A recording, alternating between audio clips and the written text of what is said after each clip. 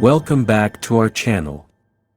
It is common to hear more about Noah's 3 sons, who played a crucial role in repopulating the world after the great flood that took place in ancient times.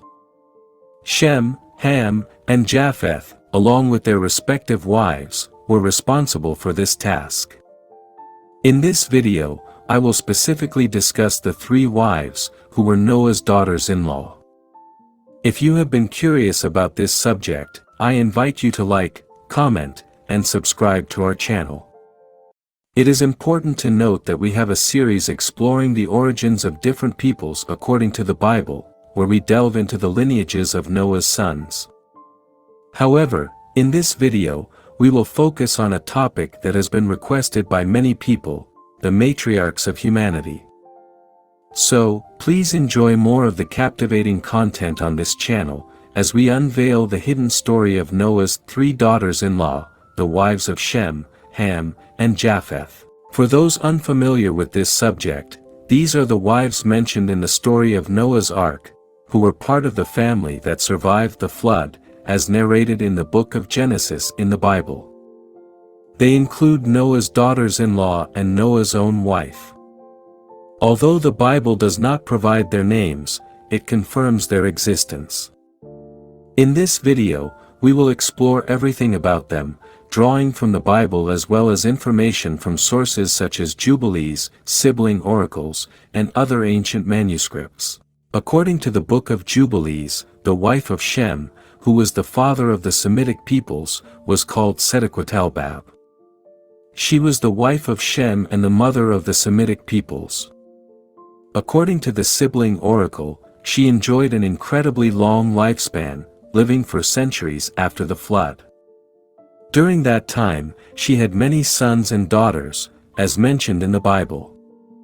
Furthermore, Sedequatalbab was a prophetess while in the land of Mesopotamia. According to the sibling oracle, she transmitted prophecies to each generation that arose from her offspring, along with her husband Shem. There are some ancient Christian traditions which state the following. These traditions have their origins in the Christian Saint Hippolytus and report the existence of an ancient Targum in psoriasis, which somewhat resembles the Book of Jubilees.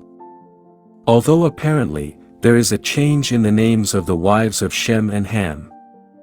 The books of Genesis and Chronicles mention descendants such as those of Sedequatalbab and Shem, who are Elam, Ashur, Arphaxad, Lud, and Aram.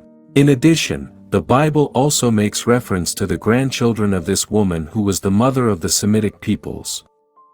The grandsons mentioned are the sons of Aram, son of Shem, and Sedequatalbab, who are Uz, Hul, Gether, and Mash. The wife of Shem is considered the matriarch of several Semitic peoples of antiquity.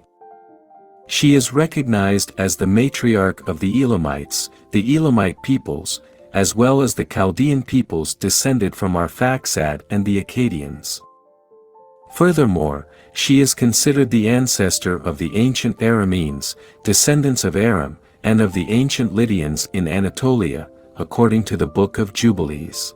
As the mother of all the sons of Shem mentioned in the biblical text, she was also the mother of Ashur, the progenitor of the Assyrians.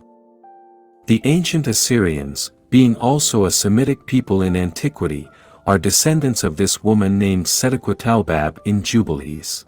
As for the origin of Sedequatalbab, some sources suggest that she was a descendant of Cain, the lineage of Cain, or even a mixture of the descent of Seth and Cain. Others claim that she was a woman of Seth's descent, but that point is still debated.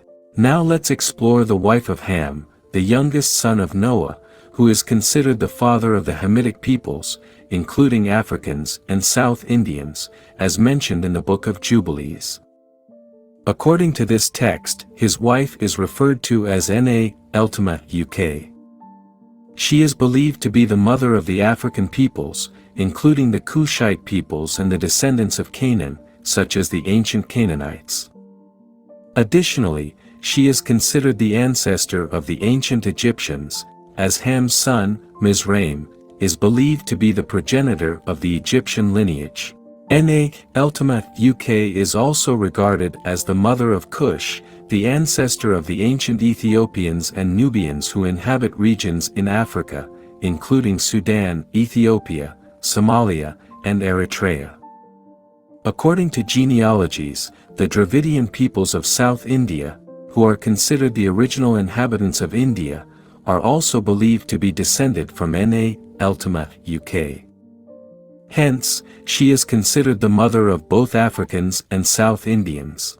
Similar to Setakidalab, the wife of Shem, Na UK is said to have lived an exceptionally long life, surpassing even Ham himself. As a pre-flood woman, she is believed to have lived for several centuries. During her extended lifespan, she imparted various prophecies to the succeeding generations that descended from her and Ham. Regarding the legends and Christian traditions surrounding Ham's wife, there is an ancient account transmitted by Hippolytus, who died in 235 AD. According to this tradition, Ham's wife is also referred to as Na UK, aligning with the details mentioned in the Book of Jubilees. A curious legend associated with Ham's wife recounts how God instructed Noah to destroy the first person who announced the beginning of the flood. At that moment, Ham's wife was baking bread, and when the water suddenly destroyed the bread in the oven, she exclaimed that the flood was commencing. In response, God revoked his earlier command to spare Noah's own daughter-in-law, who was destined to be saved from the flood. This story bears similarities to the episode of Abraham and Isaac, where Abraham was about to offer Isaac as a sacrifice to God, known as the binding of Isaac. Thus, we can observe the parallelism between these two stories, where God tests the faith of his servants by involving their loved ones. Regarding the wife of Japheth, who is considered the ancestral father of the Indo-European and Asiatic peoples according to the Book of Jubilees, his wife is called Adataneses. In the same way that Na UK is the wife of Ham and Setakwatalbab is the wife of Shem, like Noah's other daughters-in-law, Adataneses enjoyed an incredibly long lifespan due to being born before the flood. At that time, people had a much higher life expectancy than just after the flood. Although she also lived even after the flood, she lived for centuries. Furthermore, like the other daughters-in-law, Adataneses was also a prophetess. In fact, all of Noah's daughters-in-law were prophetesses, according to the sibling oracles. While alive, Adataneses uttered several prophecies for each generation and each people of her offspring that would arise after her death. In addition to subsequent prophecies to her own, due to the fact that she had lived hundreds and hundreds of years, Adataneses witnessed the growth and prosperity of many of the people who descended from her and her husband, Japheth. Noah himself foresaw that Japheth's seed would expand and become numerous. A notable example of this is China, where the population is immensely large. The Chinese are descendants of Togarma, who was the grandson of Japheth and the grandson of Adataneses, according to the Bible and the Book of Jubilees. Adataneses was the mother of the sons of Japheth, including Gomer, who was his first son, Magog, Madai, Javan, Tubal, Meshech, and Tiras. In addition to these 7 sons, they also had many daughters, as well as other sons who are not specifically mentioned in the genealogies, as well as several daughters who are not mentioned to avoid an exhaustive list. The grandchildren of Adataneses and Japheth include Elisa or Elixa, Tarshish, Kittim, and Dodanim. In this way, the descendants of Adataneses and Japheth spread through their sons and daughters, forming different peoples and nations over the centuries. Adataneses is considered the ancestral mother of the Gomerites, also known as the ancient Sumerians, who were descendants of Gomer. In early antiquity, the Gomerites divided into 3 distinct groups: the descendants of Togarma, the descendants of Riphat, and the descendants of Ashkenaz. Togarma's descendants gave rise to far Asian peoples such as Chinese, Mongolian, Japanese, and Korean.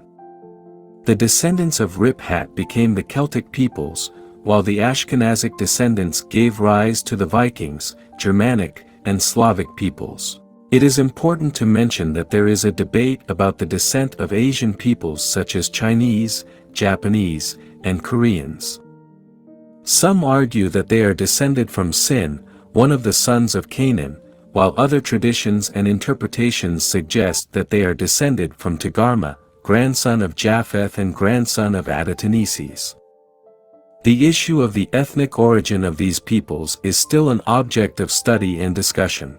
In addition to these peoples, the indigenous peoples and tribes of the Americas and other regions, the natives of Russia, are also descendants of Adataneses and Japheth, as well as descendants of Togarma. It is interesting to note that there are several ancient traditions, such as Christian, Jewish, Anglo-Saxon, Rabbinic, Islamic, and Irish, which mention these three fascinating and curious biblical women in their traditions, recognizing them as matriarchs of humanity. In case you haven't heard it yet, we have a series on our channel that explores the origins of peoples according to the Bible, addressing the history of the descendants of Shem, Ham, and Japheth, as well as their wives. The playlist will be available on the final screen. Leave your opinion about this video in the comments. We intend to make a series about each of Noah's daughters-in-law, approaching their origins based on the scriptures. Leave a comment if you are interested. See you soon.